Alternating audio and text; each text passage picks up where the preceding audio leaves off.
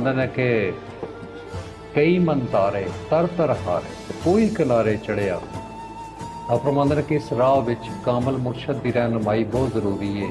जिवें आप फरमांदे ने ब्याते बाहू दे विच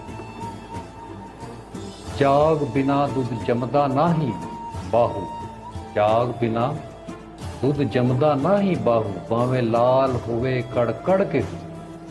लेकिन जिवें जाग तू बगैर वो दही नहीं जमेगा, इवें मुर्शद की मदद तो बगैर, मुर्शद की रहनुमाई तो बगैर भी तुसी ये मंजिलां तय नहीं कर सकते।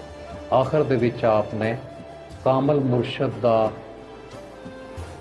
होना जरूरी दस्या कि इस अगर इस राह ते चलना है तो फिर कामल मुर्शद की रहनुमाई भी जरूरी है। जिवें मियाँ साहब का एक शेर है, राह दे हर कोई आखे राह दे, मैं भी आखां राह दे, बिन मुर्शद राह नहीं लभना, मर रुलसें विच राह दे।